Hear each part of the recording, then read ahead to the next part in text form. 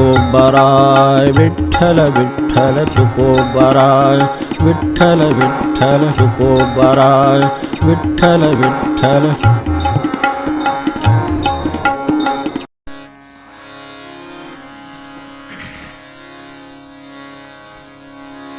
तुकोबाराय विठ्ठल विठ्ठल तुकोबाराय विठ्ठल विठ्ठल तुकोबाराय विठ्ठल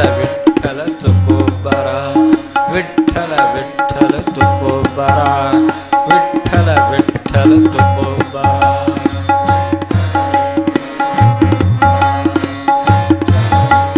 तुकोबाराय विठ्ठल विठ्ठल तुकोबाराय विठ्ठल विठ्ठल तुकोबाराय तुकोबाराय विठ्ठल विठ्ठल तुकोबाराय तुकोबाराय विठ्ठल विठ्ठल तुकोबाराय विठ्ठल विठ्ठल तुकोबाराय विठ्ठल विठ्ठल तुकोबाराय विठ्ठल विठ्ठल तुकोबाराय विठ्ठल विठ्ठल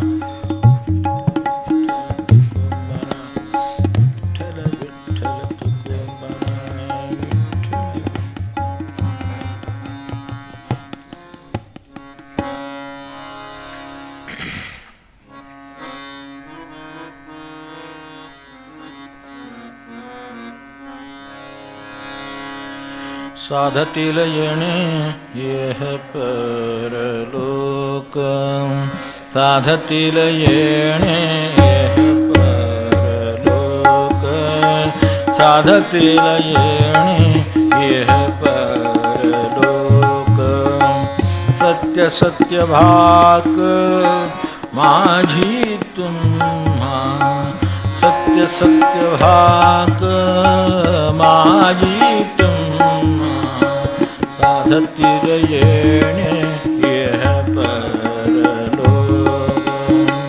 साधतील येणे येह परलोक साधतील येणे येह परलोक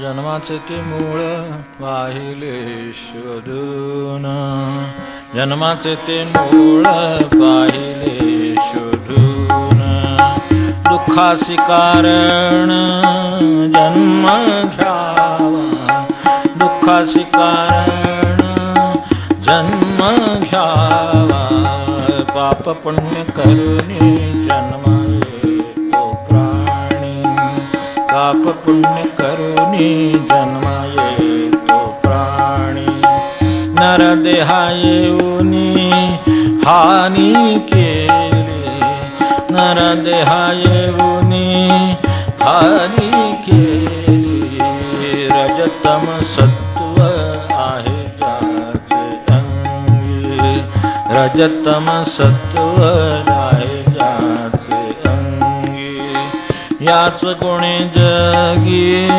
वाया गेला याच गुणे जगी वाया गेला तम म्हणजे काय नरकची केवळ तम म्हणजे काय नरकची केवळ रजत सबळ माया जाळ रजत सबळ माया जाळ तुका म्हणे ऐका सत्वाचे सामर्थ्य तुका म्हणे ऐका सत्वाचे सामर्थ्य करावा परमार्थ अहर्निशी करा परमार्थ अहर्निशी तुका म्हणे ऐका सत्वाचे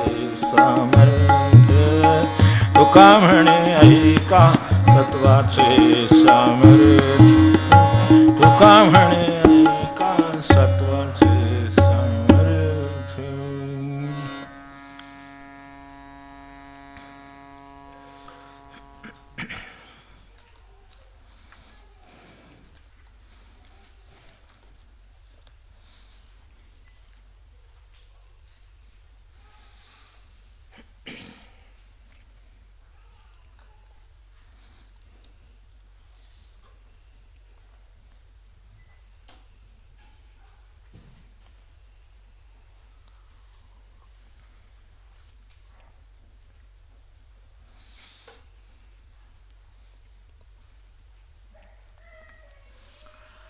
आजारी असणं किंवा आजारी पडणं हे तात्पुरत्या बिघाडाचं लक्षण आहे. मनुष्य जेव्हा पहिल्यांदा आरोग्यशील जीवन जगतो तेव्हाच कधीतरी आजाराचा प्रश्न वेगळा म्हणून उद्भवतो. म्हणून तो समजा आजारीच असला जन्मतःच तर वेगळं जीवन काही उरतच नाही. तर तसं हे कसं आहे, हे आजारपण आहे एरवीचं, हे सगळं काहीतरी बिघडलं, काहीतरी बाहेर बिघडलं, आपलं बिघडलं, काहीतरी झालं म्हणून आजार झाला, हे कळायला आपल्याला सोपं पडतं. पण जन्मतःच ज्या गुणाने आपण आजारी पडलो आहोत ते चटकन लक्षात येत नाही. म्हणून त्रिगुणाचा संबंध आहे. सुरुवातीला जन्माचे ते मूळ म्हटलं तेवढ्या अर्थाने की जन्मतःच एखादा मनुष्य आजारी. आता आजारी अशा अर्थाने की तो आजारी एरवीचा जो असतो त्याला त्याचं जे काम आहे ते करता येत नाही. तापाने आजारी असो, कशाने आजारी असो, काय त्याला काही इतर विकार हो, काही झालं तरी त्याला नेहमीचं जे काही काम आहे किंवा जे उद्दिष्ट आहे ते त्याला करता येत नाही. इथे जन्मतःच त्रिगुण असल्यामुळं त्याचं जे जन्माचं उद्दिष्ट ते त्याला साध्य करता येत नाही. हा याच्याकडे बघण्याचा दृष्टिकोन. जन्माला आलो आनंदात गेला पाहिजे, समाधानात गेला पाहिजे, काय जन्म दिला ज्याच्यासाठी ते साध्य करून गेला पाहिजे, ते हा जो आजार आहे अंगभूत तो करून देत नाही. किंवा हा अंगभूत आहे तो दिलेलाच आहे.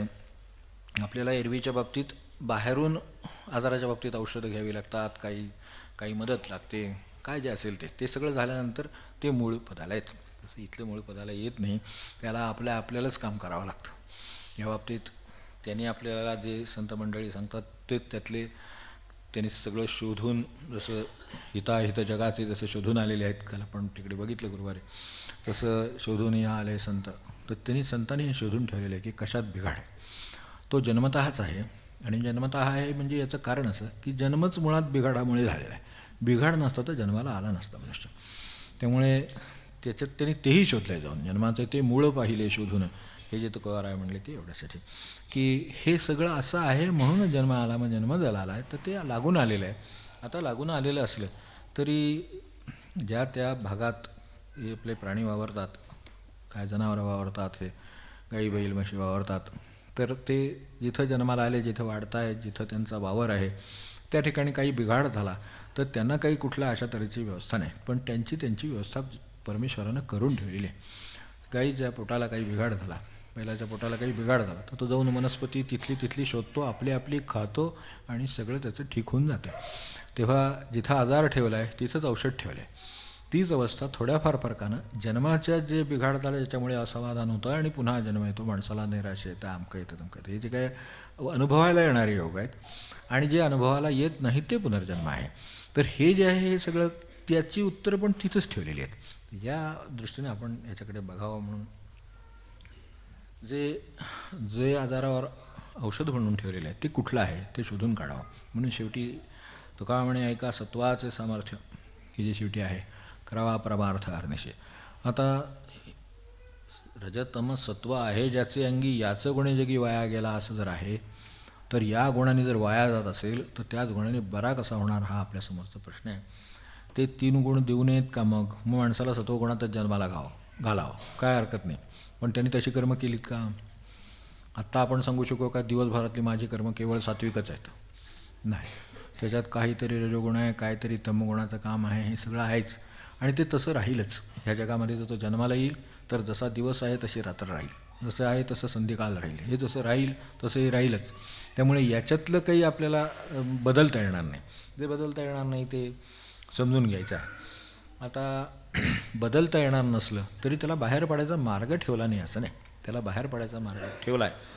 नुकसान होते ते रजतमत सत्व आहे ज्याचे अंगी ते घेऊनच आला. कुणीही मनुष्य जरी आपल्याला समोर आला तर आपल्याला किंवा आपलं स्वतःचं, बाकीच्याचं कशाला, बाकीच्याचं लवकर कळतं म्हणून बाकीच्याचं, आपलं स्वतःचं लवकर कळत नाही म्हणून नंतर घ्यायचं. कारण दुसरा कसा वाईट आहे, कसा बोलतो आहे, त्याला कसं हे नाही, त्याला कसं भान नाही वगैरे वगैरे सगळं आपल्याला पटकन जाणवतं. पण आपल्याला ते नाही आहे हे लक्षात यायला खूप वेळ लागतो. तर त्यामुळे त्याला थोडा काळ लागेल, पण निदान हे बाहेर बघून तरी कळेल. किंवा आपली प्रकृती तिथं कोणीतरी वैद्य डॉक्टर त्यांच्याकडे गेले की ते तपासतात आणि सांगतात. मग त्यावेळेला आपण सांगतो मला काय होते, मग ते विचार काहीतरी अस्वास्थ्य आहे ना, काहीतरी दुःख आहे ना, आहे कशाचं दुःख आहे, काय खोकला लागला आहे, काय सर्दी झाली, घसा सुजला, काय बोलता येत नाही आहे, तोंड आलं, काय कणकण वाटते, काय होते ते, काय अंग मोडून आले वगैरे वगैरे आपण काय ते सांगतो. आता सीझनच सगळं ह्याचं आहे, ह्यातलं काहीही असू शकतं, हे सगळंच असू शकतं. तर हे अंगमोड झालं वगैरे सांगितलं ना एकदा की ठीक असं झालं आहे ना, त्याचा सारांश काय काढायचा तो डायग्नॉसिस ते करतात बरोबर याला काय झालं. आणि काही काही वेळा अर्थात असेही पेशंट भेटतात की मला काहीतरी होतं आहे पण काय होतं आहे सांगतात, ठीक तरी ते समजून घेतात कारण त्यातलेही पेशंटांना बघून सवय असते. तर काहीतरी होतं आहे पण काय ते कळत नाही, ठीक तुम्हाला काहीतरी होतं आहे ना, तुमच्याकडे बघितल्यावर माझ्या लक्षात आलं तुम्हाला काय होतं हे त्यांना ओळखतं. म्हणजे तर त्याप्रमाणे ते तशा पद्धतीने निदान करतात. जे सांगतात लक्षणं ते लक्षणाप्रमाणे निदान करतात, हे सगळं करतात. काहीतरी होत नाही म्हणजे ते काय ते होतं आहे काहीतरी होतं आहे, ठीक आहे बघू काय होतं ते, मग तसंचही निदान होऊ शकतं. निदान करणाराही माणूसच आहे शेवटी. तिकडे संत मंडळी आहेत त्यांनी बरोबर निदान केलेलं आहे, त्याच्यात काही चूक होण्याची शक्यता नाही. इकडचं मनुष्य आहे तर निदान करतो आहे, कोणी जरी झाला तरी शेवटी माणूस आहे, काहीतरी ज्ञानाचा त्याच्याकडे साठा आहे, काही अनुभवाचा साठा आहे, पण तो मर्यादित आहे. त्यामुळे शेवटी मग तो बघेल निदान करून. आशा करू की जास्तीत जास्त निदानं होतील आणि बरोबर औषधं सापडतील अशी आपण एक परमेश्वराला प्रार्थना करू. आणि नसल्यास आपल्याला व्हायरल इन्फेक्शन आहे हे ठरलेलंच आहे कधी नाही का. मला असं वाटतं की काय नाही झालं तर व्हायरल इन्फेक्शन झालेलंच असतं. तेव्हा इन्फेक्शन म्हणजे काय प्रश्नच नाही त्याच्यावर. म्हणजे थोडक्यात म्हणजे काय ते आपल्याला लक्षात आलं नाही तर आपण व्हायरल असं समजू आपण की व्हायरल इन्फेक्शन. मग हे जसं आपण म्हणतो तसं त्याच्यावर मग ते काहीतरी सांगतात ना आपल्याला काय करा ते.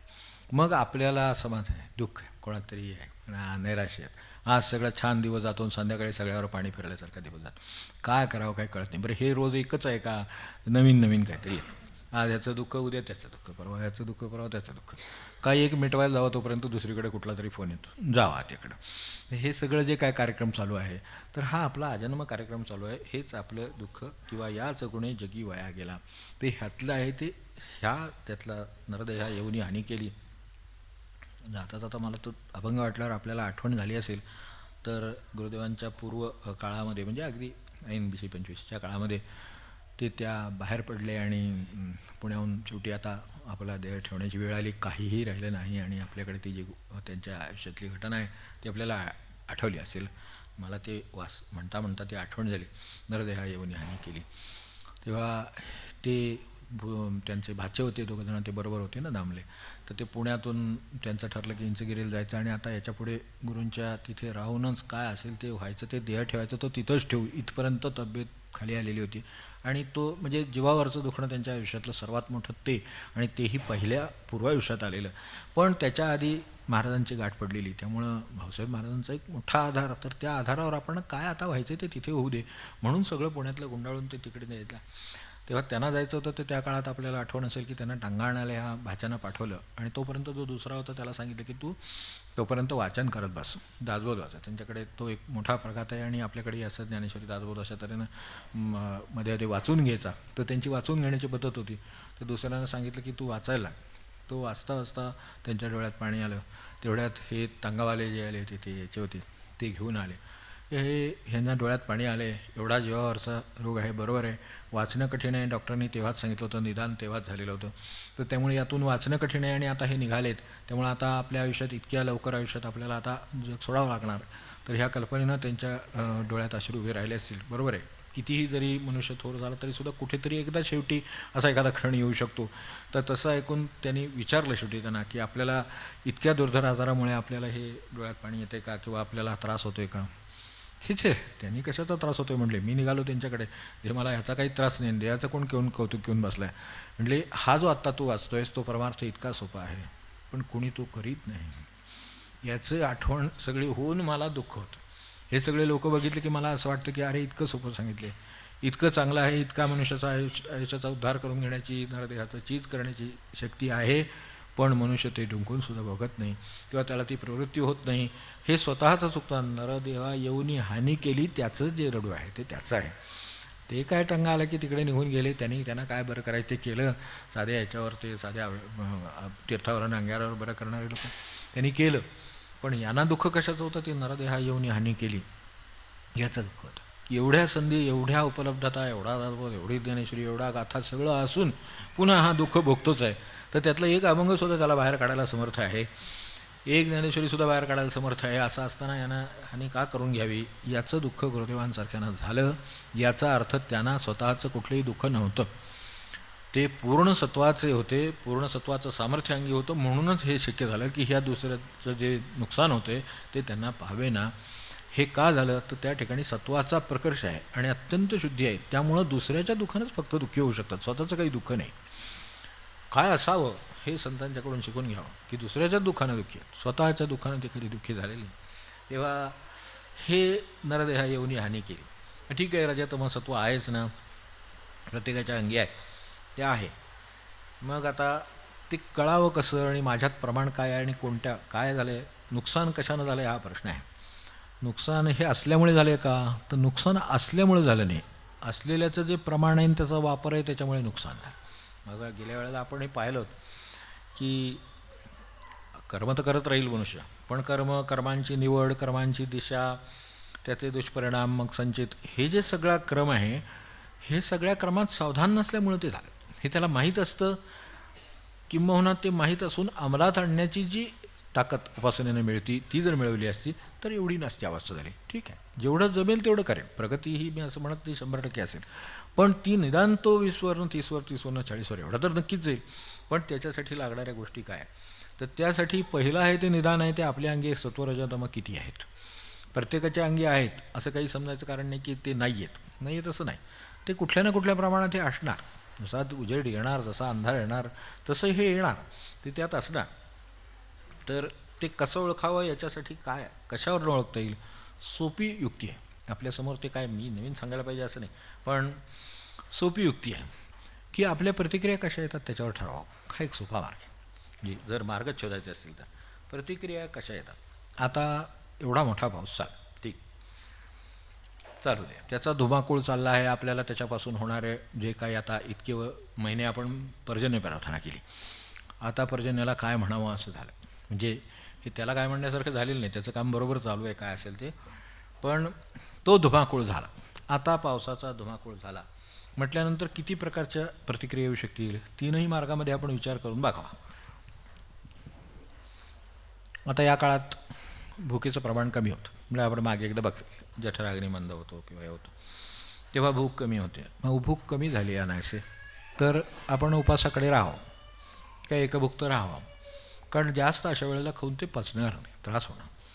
ही पण प्रतिक्रियाच आहे मनाची. का तर पावसाचा एवढा जोर आहे आणि एवढं हवामान खाली आलेलं आहे याच्यातनं की स्वाभाविकपणे त्याचा परिणाम शरीरावर होणार आहे. तर आपण कमी खावं, उपवास करावे, म्हणजे चांगल्या अर्थाने उपवास करावेत. आता इतकं हलकं आहे म्हटल्यानंतर भगवंताकडे चित्त लागायला अनुकूल काळ आहे. फार जेवल्यानंतर ते चित्त लागत नाही, आपल्याला अनुभव आहे. तर काय करावं, तर नामदिवस करू आपण. असे जर दिवस आलेत तर त्याच्यामध्ये जमेल तेवढे नाम घेऊ. अगदी पूर्ण दिवस होईल असं नाही, पण जास्तीत जास्त काळ नाम घेऊ. बाहेरही परिस्थिती अशी आहे, कामकाजांचा सुद्धा घोटाळा झालेला असतो. आता घोटाळा झाला त्याला, आता बाहेर आता बघतोच आपण, हे रेल्वे ट्रॅकच्या खाली जातात, ते पूल पडतात, ते अमकं होतं, त्यामुळे मनुष्याला पोचता येत नाही ना पोचता येत. आज कळलं ना आपल्याला की हे ब्लॉक आहे, तिकडे जाता येत नाही ना. मग आता आपण घरी बसणार ना, आपण काय करणार ह्या प्रतिक्रियेवर अवलंबून आहे. मी आता बसायची संधी मिळालीच आहे तर नाम घेणार का, ह्याच्यावर अवलंबून आहे. जर त्याला असं वाटलं की आपण आज प्रार्थनेत घालू, कितीतरी दिवस झालेत आपल्याला जपाला असं बसता येत नाही आहे, रजा मिळत नाही, अमुक नाही तमुक नाही, आताच सगळं अनुकूल आहे तर आपण आता नाम घेऊया, असं जर वाटलं तर सत्वाची प्रतिक्रिया आहे असं समजायला हरकत नाही. हे असं काही दुसऱ्याला अनुभवायला येत नाही असं नाही, आपलाच आपण बघावा प्रकर्ष किती आहे तो. एकातही तिन्ही गोष्टी असू शकतात, प्रकर्ष किंवा जास्त काय आहे. तर अशा वेळेसुद्धा आता बाहेर तर जाता येत नाही, मग काय करूया घरात, असं होतं. ही रजोगुणाची प्रतिक्रिया. बाहेर एवढा पाऊस आहे, बाहेर पडायची सोय नाही, गाडीपर्यंत जाईल असं सुद्धा नाही, बाहेर चालत तर सोडून द्या. चिखल एवढा आहे, घसरेल, हे होईल ते होईल, एवढ्या दणकाचा पावसाचा चालला आहे, छत्री टिकणार नाही, हे सगळं आपल्याला माहीत. मग आता आपण घरात काय करायचं. आता वास्तविक सत्वाची प्रतिक्रिया काय आहे ती सांगितली, पण रजोगुणी माणसाला असं वाटतं की आता आपण काय करणार, म्हणजे एवढा पाऊस पडला, रजा टाकू पहिल्यांदा, ते झालं. आता काय करणार, आता इतकी थंडी पडली, काहीतरी गरम काहीतरी पाहिजे, म्हणजे आपल्याला माहितीच आहे आता गरम काय पाहिजे.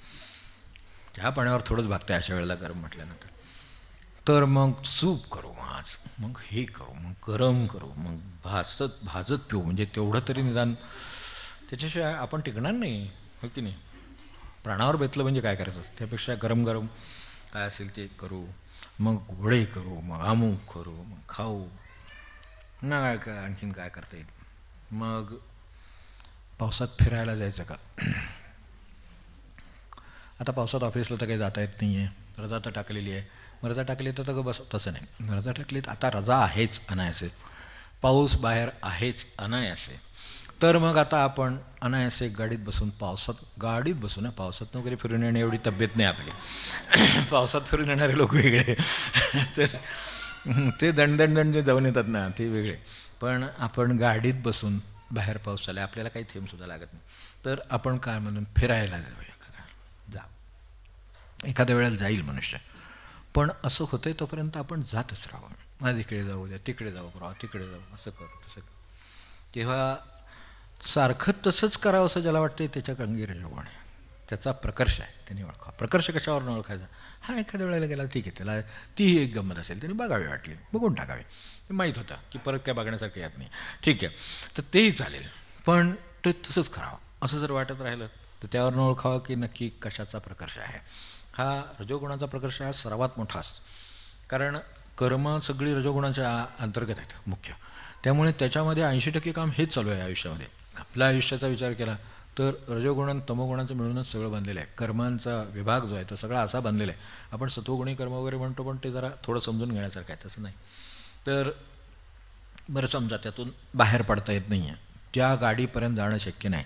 अनेक वेळेला गाडी ते बॅटरीमध्ये पाणी ते शिरून ती स्टार्ट होत नाही, ते सगळं बघून घरात येऊन बसायचं. आता घरात येऊन बसल्यानंतर आता काय करणार? आता बाहेर तर जाता येत नाही, हा पाऊस असा आहे, पावसातून जाण्याची आपली तब्येत नाही, तर त्यामुळे आता काय करणार? मग आता असं करू, बघू तरी किती पाऊस आहे बाहेर, कुठं कुठं. लाव बातम्या, लाव टी व्ही, लाव मोबाईल, लाव न्यूज डाउनलोड कर, हा कर ते कर. 8 मिनटापूर्वी पूल पडला, 5 मिनटापूर्वी असं झालं, 58 मिनटापूर्वी मोठा पाऊस आला, काय जे असेल ते बघत राहावं नुसतं. आणि असं बघत राहताना पोटात भूक लागते. मग पुन्हा सगळ्या मगाशी सांगितलंच, सारखे अपडेट करतात. बरं, अपडेट करून ह्यातला कुठला पाऊस थांबवला आहे का? आपण जाऊन मदत कार्यात भाग घेतला आहे का? आपण जाऊन काही केलं आहे त्याच्याबद्दल? किंवा ह्याच्यातलं काय प्रार्थना केली असतं तर निदान कुठंतरी एखादा जीव वाचला असं, ते पण काही नाही, आपण नुसते अपडेट. तर त्यामुळं हे झालं ते झालं किंवा काहीतरी सारखं आपण ऐकलं पाहिजे, काहीतरी केलं पाहिजे. म्हणजे खरं करण्यासारखं काय आहे? तर खरं करण्यासारखं तिथं आहे, जायचं असेल तर तिथं जावं, काय डोक्याला टोपी घालावी, काय ते हे करावं, पण ते करावं. पण ते नाही इथं बसून, घरात बसून तुम्ही काय उड्या मारल्या तरी तिथं काय फरक पडणार आहे? त्यांना जे सोसावं लागतं आहे, त्यांच्यावर जे संकट आहे ते आहेतच ना, मग ती मी बघून काय करणार? पण परत ते बघताना ह्यांनी कसं दाखवलं आहे, त्यांनी कसं दाखवलं आहे, ह्या चॅनलनं कसं घेतलं आहे, त्यांनी कसंही कव्हर केलं तरी जे काय झालं आहे ते आता टळत नाही आहे. त्याच्याबद्दल निदान मला वाईट वाटून एक देवाला प्रार्थना करू, बाबा असं आलास तर निदान असं काय करू नको. कोणाची चूक झाली असेल, मानवी चूक असेल तर तशी होऊ नये, हे म्हणण्यात जो सात्विकता आहे ती ह्यात कशात नाही आहे, नुसतं करणारा. तर मग ते काय झालं, मग रेल्वे डबे घसरले, मग पाण्याखाली गेले, मग पाण्याखाली गेलेले कसे आहेत ते बघूया. अरे पाण्याखाली गेले बघून करणार काय? तर ते मुंबईत गेले पाण्याखाली किंवा आणखीन कुठे गेले पाण्याखाली, कोकणात गेले, आपण काय करणार आहे त्याचं? पण करत राहावं असं वाटतं. करत राहावं म्हणजे जर ह्याला शक्य असलं ना तर तो बघायला गेला असता, पण आता इतका पाऊस आहे किंवा असं त्याला धरून ठेवलेलं आहे. मग त्यामुळं आता ते किती हे झालं आहे, मग आता काय होणार? मग रात्रीत ते कसं होणार आहे? मग ढग कुठून वरून आले, इकडून आले, तिकडून आले. ढग कुठून आले तरी काय करायचं ते करणार आहेत, नाही आले तरी होणार आहे, आले तरी होणार आहे, पण ह्याला राहवत नाही, त्यामुळं तो सतत कर्मशील राहतो. हे या सगळ्या याचं. बरं, आता हे असं करावं, बघितलं एवढा पाऊस, त्याच्याखाली काहीतरी वाहून गेलं समजा, काय ते काय पडलं, ते काय रुळ पाण्याखाली गेले. तुम्हाला कळलं का किती रुळ पाण्याखाली, किती ट्रॅफिक बघितलं का तुम्ही? 10,000 10,000 ते 3,000 गाड्यांची लाईन लागली, बघितली का? त्याने बघितली नसली तर त्याला बघणं भाग आलं, त्याला कामाला लावा, आपण काम कर. काय उद्योग आहे? तर प्रकृती ओळखायची आपल्याला, सत्वगुण प्रभावी आहे का रजोगुण प्रभावी आहे का काय आहे? आता मला सांगा, ही दुःखाची गोष्ट आहे का आनंदाची गोष्ट आहे? बाबा ही आनंदाची गोष्ट आहे आणि तुम्ही बघितलीत का म्हणून विचारलं, असं नाही आहे. हे खरं सांगायचं तर दुर्दैवाची गोष्ट आहे, दुःखाची गोष्ट आहे. पण तुम्हाला ती कळली का? तुम्ही ती बघितली का? कसं झालं बघितलं ना? काय झालं बघितलं ना? आधी काय होतं, नंतर का काय? आता आपण बघितले, आपल्याला कळले, ग बसावं. आता याच्यावर देवाला प्रार्थना करावी, बाबा असं काय होऊ नये, एवढी कर. ते ज्यांना दुःख भोगायला लागते त्यांचं कमी होऊ दे, काहीतरी त्याला मार्ग निघू दे, हे करण्याचं सात्विकतेचं काम आहे. हे सगळं सांगत राहण्याचं आणि 10 लोकांना चर्चा करायला लावण्याचं, त्यांचा वेळ, आपला वेळ, मत त्याच्यावर. मग कधीचा तरी 2005चा पाऊस, मग 7चा पाऊस, मग 2002चा पाऊस, मग 96 साली काय झालं, मग जेवढा जुना असेल तेवढा तो सांगणार, जेवढे पावसाळे. काय आहे कॉन्स्टंट ॲक्टिव्हिटी. रजोगुणाचं लक्षण आहे कॉन्स्टंट ॲक्टिव्हिटी. आणि ती सुद्धा कशी आहे, ती ॲक्टिव्हली इनॲक्टिव्ह आहे असं मला म्हणायचं. ही ॲक्टिव्हिटी आहे पण इनॅक्टिव्ह आहे. तो मनुष्य त्यातलं मदतकार्य नाही करत आहे, तो फक्त कशी सिच्युएशन आहे ती फक्त 4-4 वेळा 10-10 वेळा 20-20 वेळा बघतोय, चर्चा करतोय. तिचा काय उपयोग माझा. म्हणजे ॲक्टिव्हली इनॅक्टिव्ह. ॲक्टिव्हली ॲक्टिव्ह असता येतं हे पण आहे की ठीक आहे ॲक्टिव्ह आहे, रजोगुणी आहे, पण तो कामाला लागला आहे. आता काय समजा पाणी साचलं आहे तर तो काढायला निघाला, बघा किती पाणी साचलं आहे. त्यानं पण तुम्ही बघा किती पाणी. होय की आता 10 लोकांनी बघितलं पाणी कमी होणार आहे.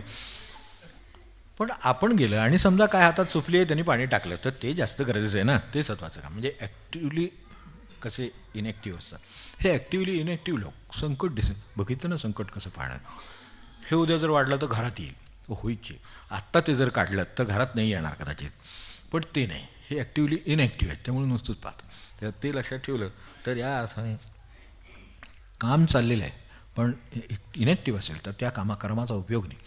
जे ॲक्टिव्हली ॲक्टिव्ह असायला पाहिजे खरं म्हणजे हरकत नाही ते एक असावं, पण ते रजोगुणात्मक आहे. लक्षात ठेवावं की हे मूळ प्रॉम्प्टिंग काय आहे त्याच्यामागं, तर त्याच्यामागं रजोगुण हा प्रॉमिनंट आहे, प्रॉम्प्टिंग आहे, दोन्ही लक्षात ठेवलं तर चालेल. तर ही प्रकृती कशी ओळखणार त्याच्यासाठी चालले. मग माझ्यात सत्वगुणाचा आढळ किती, रजोगुणाचा आढळ किती. आणि मग आता कसं आहे, जगात पाऊस पडू दे, कुठं आग लागू दे, कोण जाऊ दे मरू दे, माझी जेवायची वेळ झाली. तमोगुणी म्हणून एकदम माझी जेवायची वेळ. होय की तब्येतीनं काही वेळेला माणसाला जेवायला, हे बरोबर आहे. पण आता एवढं घडलं आहे ते एक 10 मिनटं थांबून काय घडलं आहे निदान सहानुभूतीचे 2-4 शब्द कोणाच तरी हे असतं. एखादा फोन येतो, बाबा आमच्यांचं असं झालं, हो का असं झालं का, ठीक आहे काय करता येणार सर, काय का आम्ही बँक्यानं फोन करू का, काही असं काम आहे सर, ठीक आहे, हो का असं झालं का, तो तिकडे कसं झाले काय झाले त्याचा काय संबंध नाही, त्याचं ताण वाढा. आणि ते सुद्धा असल्या गारठ्यात गरम गरम काय ते करून वाढा. ते झालं की त्याच्या दृष्टीनं ते एकदा जमलं की तो ताणून झोपला म्हणून सांग. तमोगुणाचा प्रभाव आतून प्रतिक्रियावरून कळतो की याच्या क्षणी याचं काय झालं. एक वेळ काही कामासाठी त्यांना मदत करण्याचं तो जागतोय, भिजतोय, जातोय, येतोय, कोणाला तरी मदत करतोय, ते रजोगुणातलं ॲक्टिव्ह आहे, ॲक्टिव्हली ॲक्टिव्ह आहे तो, चालेल. एक वेळ तो काम करतोय पण त्या कामाची गरज पण आहे, पण तो स्वतःसाठी करतोय का तर कोणासाठी ते करतोय, हा सत्वाचा प्रॉम्प्ट आहे. त्याच्यामागे प्रॉम्प्टिंग कुठला आहे तर सत्वाचं प्रॉम्प्टिंग आहे. तो दुसऱ्याला वाचवायला गेला आहे, ठीक आहे, नातेवाईकाला वाचवायला गेलं तरी चालेल. त्या ठिकाणी निदान रजोगुणाचा कमी सात्विक असलेला पण भाग आहे, चालेल. पण तसं नाही, हा जो गेला आहे तो तशासाठी गेला आहे. आणि हा गेलेलाच नाही, तो झोपून गेला नेहमीच्या त्याचे काय जो महत्त्वाचा आदर्श कार्यक्रम आहे तर त्यानुसार तो झोपून गेला. जेवला की तर झोपून गेला. आणि त्याच्या पलीकडे तमोगुणाचं काय जर आपल्याला लक्षणं कळत असतील तर अशा बातम्या, अपहरण आहे, कोणाची हत्या आहे, हे सगळ्या गोष्टी निगेटिव्ह आहेत, त्या त्रासदायक आहेत, हे खरं आहे, अत्याचार होतात, अनेक प्रकारचे भ्रष्टाचार होतात, सगळं असल्या गोष्टीत ज्याला रस वाटतो आतून आलेली प्रतिक्रिया ओळखायची. असं काहीतरी झालं आहे म्हटलं की तुम्हाला कळलं का, मला कळलं का, मला कसं कळलं, तुम्हाला कसं कळलं नाही, हे जे सगळं पुढचं आहे ना ते आतलं जर या गोष्टींबद्दल येत असेल तर आत तमोगुणाचं प्रकर्ष आहेच, तो बाहेर दाखवतो. असं घडलं तर ते जगाचा स्वभाव आहे, आपल्याकडे घडत नाही का, मनामध्ये येत नाही का, ते ती आहे तर ते असतं. पण त्याचं ज्या वेळेला जे काहीतरी होतं त्यावेळेला तो त्याकडे सत्वगुणी मनुष्य आहे तो दुर्लक्ष करतो. रजोगुणी मनुष्य काहीतरी करायला लागतो, ॲक्टिव्हली बेसिकली कसंही काहीतरी करायला लागतो. आणि तमोगुणी मनुष्य आहे तो त्याच्यावर भयंकर चर्चा करतो, म्हणजे त्याच्याही डोक्यात ते शिरतं परत. किंवा आजही आपण पाहिलं असेल तर अनेक वेळेला मोडस ऑपरेंडी ज्या वेळेला गुन्हेगारांची बघतात त्यावेळेला हे आम्ही बघितलं. आता बघून काही तो स्वस्त बसला आहे का, त्यांनी त्याच्यावर चिंतन केलं असलं पाहिजे की ही जी चोरी झाली तशी केली तशी कुठं करता येईल, हे पुढचं सुरू झालं तमोगुणाचं काम. दुसऱ्याचं ते बळकावायचं आहे म्हटल्यानंतर त्याला तेवढं त्याचा एक्झरसाईज आहे ना, तो त्याच्या डोक्यात घडतो आणि ह्या सगळ्या माध्यमातून तो जास्तीत जास्त घडवला जातो. हे प्रॉम्प्टिंग कशाला आहे, हे प्रोत्साहन कशाला आहे, तर ह्यातल्या तमोगुणाला आहे. हे आपल्याला ओळखलं तर लक्षात येईल, अरे हे माझा वेळ घालवते, हे माझ्याकडे निगेटिव्ह गोष्टी माझ्या मनात, नकारात्मक गोष्टी माझ्या मनात निर्माण करते आणि त्याप्रमाणे माझ्या कर्मांना ते वळण देते. तसं हे ज्याच्या लक्षात येईल त्याच्या लक्षात येईल की काय असतं तमोगुण म्हणजे काय. असूया निर्माण होतात, मत्सर निर्माण होतात, हे सगळे आहेत. संचय आहे, लोभ आहे, काही अमर्याद स्वार्थ आहे, काही म्हणा तुम्ही, हिंसा आहेत. हिंसेमध्ये आनंद कसला आला आहे, हिंसा ही सोडून द्यायची गोष्ट आहे खरं सांगायचं तर. आपण सोडायचीच आहे पण दुसरे कुठे घडले असेल तरी सोडून द्यावे इतकं ते. पण ते हिंसा म्हटलं माणसाला त्याच्यात किती त्याच्यात रस निर्माण होतो, कसं झालं, काय झालं, अमुक झालं, तो अरे काहीतरी झालं असेल जगामध्ये, वाईट झालेलं आहे एवढं खरं, आपल्याकडून होऊ नये एवढं आपण प्रयत्न करू, मग ते सात्विक माणसाचं काम आहे. तेव्हा ह्यामध्ये आपलं डोकं शिजवून घेऊन त्याच्यातून आणखीन काहीतरी निर्माण व्हायचं ते होऊ नये, निदान आपला यात वेळ जाऊ नये, हे जे ज्याला वाटेल त्याच्याकडे सत्वगुणाचा प्रकर्ष आहे.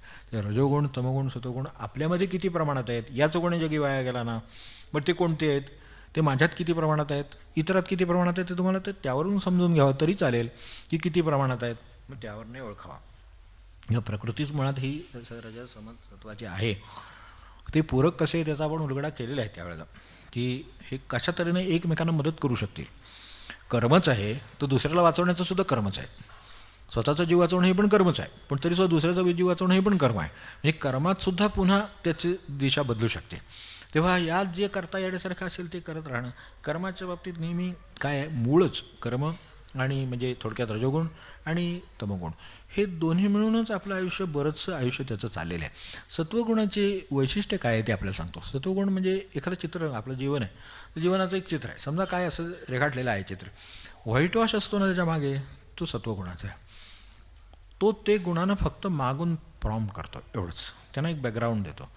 तर कर्म रजोगुणी ठरेल, सत्वगुणी ठरेल, काय आपलं तमोगुणी ठरेल, हे कशावरनं ठरेल, म्हणजे तिकडे कर्म विनाशाकडे पण जातात, विकासाकडे पण जातात. हे ठरवतं कोण, तर मागे असलेला सत्वगुणाचा जो व्हाईट वॉश तो ठरवतो. त्याच्यामागं त्याचं जे प्रॉम्प्टिंग आहे ते ठरवतं. ते ठरवतं की ही गोष्ट तमोगुणासाठी याच्यासाठी वापरावी, विनाशासाठी वापरावी की विकासासाठी वापरावी. आपल्याला कल्पना आली, एवढा बॉम्ब शोधून काढला, ठीक, बेचिराग काय झालं ते पण आपल्याला माहिती आहे, त्याचेसुद्धा आता सुवर्ण महोत्सव साजरे करून झाले आपले. तर अशी अवस्था आहे. तर ह्याच्यानंतर त्याच्यात किती गोष्टी पुढे गेल्या, तर त्या अणूंनी काय केलं. आता अणूचा काही दोष आहे का, अणूचा दोष नाही, ती संशोधनातली सर्वोच्च परिस्थिती त्यावेळेची निर्माण झाली. परमाणू निघाला, त्याचा स्फोट केल्यावर काय शक्ती निर्माण ते झालं, त्याच्यावरनं आपल्याला विजेपासून सगळ्या गोष्टी निर्माण करता आल्या. करणारा कोण आहे, तो कुठल्या गुणाचा आहे. ठरलं शेवटी काय, शेवटी आईन्स्टाईनला किंवा ह्या शोधणाऱ्यांना शेवटी काय सांगावं लागलं की आम्ही पश्चात्ताप पावलो हे शोधून. कारण ते ज्यांच्या हातात पडलं ते आपल्या भाषेत तमोगुणी आहेत, ते रजोगुणी आणि तमोगुणी असल्यामुळं त्यांनी त्याचा दुसऱ्याला धाक दाखवण्यासाठी आणि त्या सगळ्या सत्ता वसूल करण्यासाठी वापर केला. आम्ही हे शोधलंय, चुकलं असं आम्हाला वाटतं. हे उद्गार त्यांच्या तोंडून काय यावेत, त्यांच्यात काहीतरी सत्वगुण असला पाहिजे, कारण त्यांना विनाश बघवला नाही. म्हणजे त्यांनी ती शोषणानं सोडून दिली. अनेकांनी याच्यातून बाहेर पडले. हे का पडले, तर त्यांना कळलं, म्हणजे आपल्या भाषेमध्ये या सत्वत रजतम ह्याच्यामध्ये ती माणसं रजोगुणीच होती, त्यांच्याकडे बुद्धिमत्ता होती, त्यांनी प्रचंड कामं केलेली आहेत. ज्या वेळेला अणू शोधला गेला त्यावेळेला त्याच्या मागं 50-50 वर्षाचा 20-20 वर्षाचा इतिहास असतो. ते ज्या वेळेला रात्रंदिवस तहानभूक विसरून ते करतात तेव्हा हे अशा तऱ्हेचं संशोधन कुठेतरी आकाराला येतं.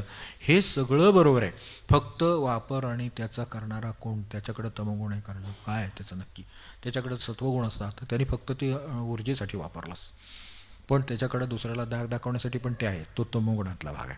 दुसऱ्याला भयग्रस्त करणं हा तमोगुण, दुसऱ्याला निर्भय करणं हा सत्वगुण. त्यामुळं त्या अर्थाने हे निर्भयने हे भयग्रस्त करतं सगळीकडे आणि त्याचा दबाव ठेवून त्यांना काही जे मिळवायचे ते मिळवणं म्हणजे अतिस्वार्थाची परिचय माहिती. तर त्या पद्धतीनं सत्ता असू दे, त्यांच्यावरचं नियंत्रण असू दे, या सगळ्यासाठी ते वापरलं गेलं. तर काय होतंय ते आपण गोंधळ बघतोय सगळीकडे.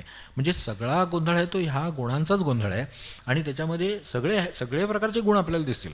अत्यंत सत्वगुणी शास्त्रज्ञसुद्धा आहेतच, ह्यात काही दुमतच नाही. ते जे शोधता आहेत ते चांगलंच शोधत आहेत आणि त्याच्यापुढे त्यांना जे व्हावं ते चांगलंच व्हावं असं वाटतंय. पण अशा तऱ्हेनं हातबल होण्याची त्याच्यावर पाळी येते, कारण याच जगामध्ये तमोगुणी माणसं आहेत आणि त्यांच्या हातामध्ये या गोष्टी असू शकतात. सत्ता त्यांच्या हातात असू शकते. तुम्ही संशोधन करा, तुमचं काय असेल ते त्याचं पेमेंट घ्या, तुम्हाला पेन्शन देतो, तुम्ही घरी जावा, आम्ही आता याचं काय करायचं ते बघतो. हे जे आहे ना, हा कार्यक्रम सगळीकडे आहे. असा कुठल्या क्षेत्रात नाही असं नाही. रसायन आहे, औषधे, रसायने, शस्त्रे, परमाणुवाद जे आहे ना, सगळ्या ठिकाणी आपल्याला हे विचार घेतात आहेच. तेव्हा आयुष्याचं चित्र बघितलं तर आपल्या हे लक्षात येईल की याच्यातले हे दोन गुणात सगळं काम चाललेलं आहे आणि जे काही वाईट किंवा जो काही त्रास किंवा स्वतःलासुद्धा वैयक्तिकसुद्धा दुःख जे आहे ते ह्या कुठल्या तरी गुणाचा, तमोगुणाचा, रजोगुणाचा प्रकर्ष झाला म्हणून आहे. म्हणून त्यांच्या शुद्धीचं बघितलेलं आहे आपल्याकडे.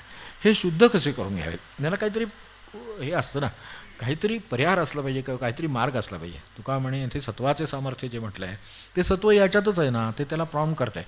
पण आपल्याकडचं सत्व निर्बल आहे, सत्वात सामर्थ्य आहे. ही गोष्ट खरी. माणसाला काही पौष्टिक खाणं पिणं दिलं, त्यानं व्यायाम केला, तर तो जो मनुष्य निर्बल आहे तोच सबल होतो ना, माणूस तोच. पण जो निर्बल आहे, ज्याला दुसऱ्याचा धक्का नाही सोसणार, तो एवढा सबल होतो की त्याला कोणी काही करू शकणार नाही, एवढं होतंच ना. मग हे जे होतं ते कशाने होतं? मग सत्व आपलं दुर्बल असेल तर सत्व सबल कसं होईल आणि या सगळ्यांना परिणाम काय काय होईल? म्हणजे एक असतं, या प्रत्येक कर्माचा परिणाम चित्तामध्ये दाखल झालेला आहे. रजोगुणाची कर्म केली, 10 ठिकाणी फिरून आलं किंवा 11 ठिकाणी जावं असं वाटू शकतं, कारण जे तिथे नाही 10मध्ये ते 11व्यात असतं. म्हणजे असा प्रत्येक गुणाचा एक काहीतरी जाऊन चित्तात दाखल होत असतं. तर ते सगळं सूक्ष्म आहे, पण तिथे दाखल होतं आणि तेच पुढच्या 11व्या गोष्टीला फिरायला कारणीभूत होतं. ते हे आपल्याला जर लक्षात आलं तर आपल्याला कुठे थांबावं हे कळेल. म्हणजे ह्या प्रत्येक गोष्टीला आपल्याकडे साध्या भाषेत सांगायचं, रजोगुणाला प्रचंड कार्यशीलता आणि प्रचंड वेग आहे. तेव्हा वेगाला नियमन एवढाच मार्ग आहे. वेगाला वेग नाहीसा करणं हा मार्ग नाही, वेगाला नियमन असणं हा मार्ग आहे. आपण गाडी चालवतो, तर त्या गाडी चालवताना किंवा समजा काय अगदी असं वाहन आहे एखादं चालवतो आहे मनुष्य, तर चालवताना वेग तर त्याला लागेल, त्याच्याशिवाय पोचता कसं येईल त्याला ना. त्याला गावाला जायचं आहे, भले विमान असो नाही तर काय गाडी असो, त्याला जायचं आहे म्हटल्यानंतर वेग लागणार. तो रजोगुणात्मक आहे. मी आता शेवट तिथे येऊन थांबतो कारण वेळ झाली. तर तो रजोगुणात्मक आहे, त्यामुळं वेग हे रजोगुणाचं लक्षण आहे. त्याच्याकडे वेग असणारच, प्रचंड वेग आहे. आणि म्हणूनच एवढी कार्य, कामं, आयुष्य, कर्म, प्रारब्ध संपवणं सगळं घडू शकतं. पण हे घडायला रजोगुणच लागेल. त्यामुळे तो त्याचं काम करणार, ते करू देत त्याला. फक्त त्याच्यावर नियंत्रण कोणाचं आहे हा प्रश्न आहे. वेगानं तर कुठल्या कुठे जाईल, वेगानं कुठल्या कुठे जाऊ नये म्हणून त्याला नियंत्रण आहे. म्हणजे आपल्याकडे जसा ब्रेक आहे तशा तऱ्हेचं ते नियंत्रण आहे. ते नियंत्रण येईल. हां बरं.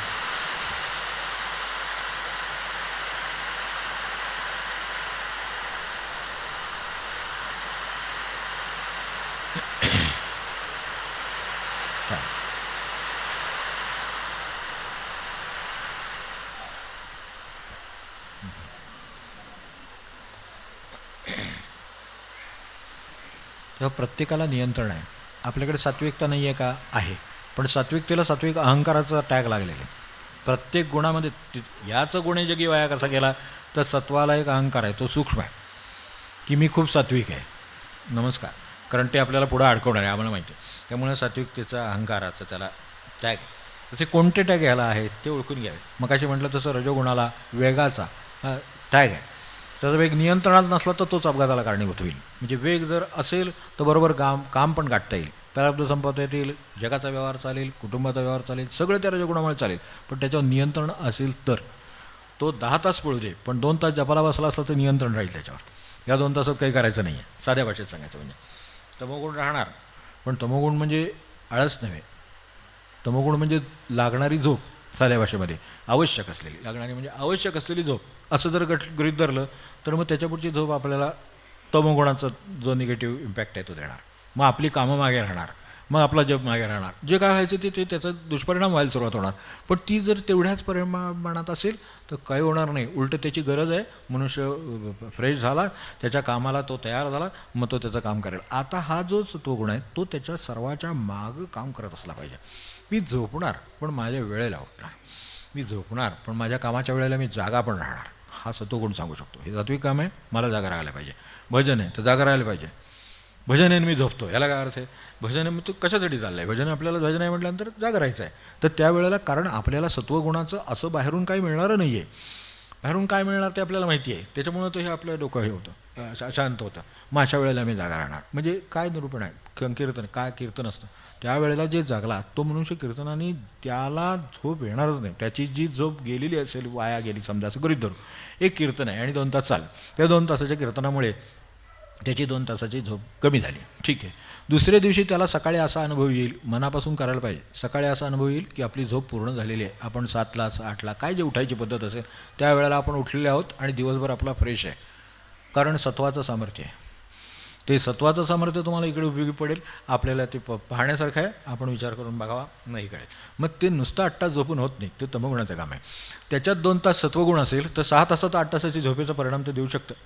एवढं सत्वाचे सामर्थ्य पहा, असं जे शेवटी म्हटलं आहे तुका म्हणे, सत्वाचे सामर्थ्य ते करावा परमार्थ, त्यानं तर अहर्निशी पाहिजे. एवढं नाही जमणार, पण थोडं 1 तासभर जागून जप जमेल, तासभर जागून भजन जमेल तर जमेल. जेवढं कराल तेवढं तिकडे तमोगुण हटलेलं आहे मागं आणि सत्वगुणाचा प्रकर्ष वाढला. तो जो आपल्याला बघितलं पहिल्यांदा की कसं आहे हे, आपली प्रकृती कशी आहे, कशाकडे वळणारी आहे, तर तिला काहीतरी टॅग आहेत ना. वेग आहे त्याला नियंत्रण आहे, इकडे तमोगुण आहे त्याला नियंत्रण आहे, इकडे सत्वाला प्रकर्ष करायचं आहे. तर हे सगळं करायला कसं आहे, तर त्याच्यात माझ्या कृती कशा कराव्यात ते माझं ठरेल. तर ते ठरवण्यासाठी हे सगळे त्याचं समजून घेणं, जसं निदान करण्यासाठी सगळी लक्षणं समजून घेतो आपण, प्रकृतीचे प्रकार बघतो, मग ते सगळं झाल्यानंतर त्याला काय मानवेल हे बघतो, त्यानुसार ते आपण करावं. असं साध्या भाषेत जसं आहे सत्व आहे, रज आहे, तम आहे. अगदी सोपं काय समजून घ्यावं, अगदी सोपं शेवट एक वाक्य सांगतो फक्त, की गाडी निघाली, तर गाडी एखादी चालली असेल तर तिच्या ठिकाणी वेग आहे, म्हणजे ती काय विमान आहे चालले, काय गाडी चालली आहे, तर तिच्यामध्ये काय होणार, तर हा रजोगुण त्याचा वेग देणार, तो ॲक्सेलेरेशन आहे, ते वेगाने जाणार, तर ते जाणारच आहे, आपल्याला गरजच आहे, कारण आपल्याला 1 तासात अमुक ठिकाणी पोचायचं आहे, समजा 2 तासात अमुक ठिकाणी पोचायचं आहे, तर ते पोचण्यासाठी वेगाची गरजच आहे, म्हणजे रजोगुणाची गरज आहेच. रजोगुणाची गरज आपल्या भाषेत कुठे आहे, तर मृत्यूच्या आधी मला माझी मुक्ती साधायची आहे, ही रजोगुणाची गरज आहे मला, त्यासाठी लागणारी सगळी कर्म करायला मला रजोगुणच उपयोगी पडणार आहे. पण त्यानं त्या दिशेच्या कर्मांशिवाय दुसरं काही करू नये हे त्याच्यावरचं नियंत्रण आहे. तेव्हा ती कर्मांची निवड म्हणजे थोडक्यात म्हणजे जायचं कुठं आणि कोणती कर्म करून जायचं हे ठरवणारं सत्वगुण आहे. जायचं कसं ते ठरवणारी गती आहे, तो रजोगुण आहे. आणि मध्ये त्याला ऑइलिंग ग्रीजिंग, गाडीला विश्रांती देणं, तापू न देणं, तिचा काही उर्याप झाला तर तो दुरुस्त करून, हे सगळं काम आहे ते तमोगुणाचं काम आहे, ते तो दुरुस्त करीत असतो. आपल्या गाड्या फिरतात, त्याला ऑइलिंग ग्रीजिंग लागतंच की नाही, आता तर जास्त लागेल. ते पाऊस आला म्हणजे ते हे होतं, ते चालत नाहीसे होतात, बाईक चालत नाहीसे होतात, हे होतं, हे आपल्याला माहिती आहे. तर अशा वेळेला त्याला ऑइलिंग ग्रीजिंग हे काम करणं हे तमोगुणाचं काम आहे एक प्रकारचं, तर ते काम तो करतो. ह्या आपण अनेक वेळेला टायरला गाड्या लावून जावा, मग आपण दुरुस्त करून ठेवतो. संध्याकाळच्या वेळेला आता आलं की त्याचं सर्व्हिसिंग करावं लागतं, आलं की गाडी धुवावी लागते, काय असेल तर कुठे ऑइल घालावं लागतं, हे सगळं काम आहे, ते सगळं करायचं आहे. आणि ती नाही फिरवणार रात्री, हे रात्री फिरवली तर तमोगुणाचं काम आहे. काय काय झाले ते आपल्याला माहिती आहे. आत्ता रात्रीचे 11 वाजता निघाले काय आणि 3 वाजता येतात, काय काय काय वाटायला वाढून ठेवलं असेल पुढे आपल्याला माहिती आहे. तर अशा अनेक ठिकाणी असं तऱ्हेचं जे चालू आहे, आपल्याला रिपोर्ट होतं तेवढं कळेल, न रिपोर्ट झालेलं कळणार नाही, पण हे होतच असतं. तेव्हा तमोगुणाचं काम कुठे त्याचा टॅग आहे, तो हे काम करेल, गाडी स्वच्छ करून त्याला ऑइलिंग गेजिंग करून सगळं ठेवेल, पण सकाळशिवाय काढणार नाही ते, हा त्याला टॅग आहे. त्याच्यावरती ते नियंत्रण ठेवलं काय होत नाही. म्हणजे त्याची जास्तीत जास्त काळजी कशी घेता येईल, तर अशी घेता येईल, आपण आपल्यातला प्रकर्ष ओळखावा, कशी कशी प्रकृती आहे बघावं, किती काम कुठं करायला लागेल ते ठरवावं. काहीही काम असलं तरी आपण पाहत नाही का ते कसलं काम आहे, त्यात किती काम करण्याची गरज आहे, तर कुठे काम करण्याची गरज आहे, कशा पद्धतीनं करण्याची गरज आहे, हे सगळं लक्षात आलं की काय काय काम करायचं ठरतं. मग हे ज्याने आधी समजून घेतलं त्याची जीवनाची गाडी बरोबर उद्धारापर्यंत जाईल. म्हणून ते जे म्हटलं आहे की साधतील येणे इह परलोक दोन्ही, साधतील येणे इह परलोक, साधतील येणे इह परलोक, साधतील येणे इह परलोक. सत्य सत्य भाक माझी तुम्हा, सत्य सत्य भाक माझी तुम्हा, साधतील येणे इह परलोक, साधतील येणे इह परलोक, साधतील येणे इह परलोक. विठ्ठल विठ्ठल तुकोबरा, विठ्ठल विठ्ठल तुकोबरा, विठ्ठल विठ्ठल विठ्ठल तुकोबरा, विठ्ठल विठ्ठल तुकोबरा, विठ्ठल विठ्ठल तुकोबरा, विठ्ठल विठ्ठल तुकोबरा,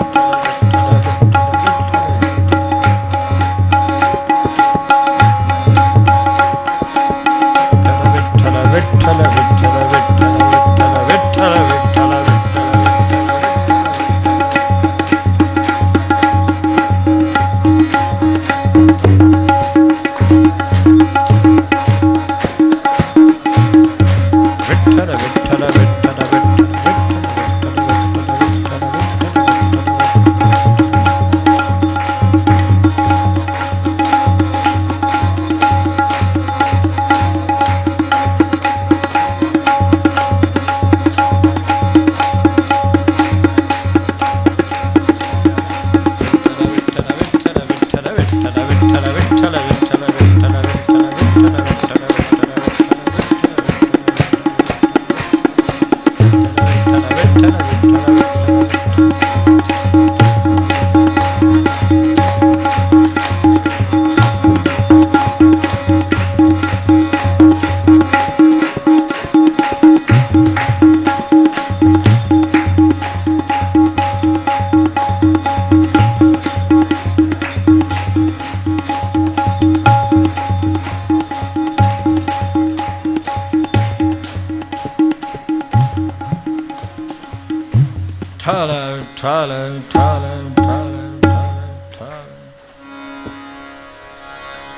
जानकी जीवन स्मरण जय जय राम।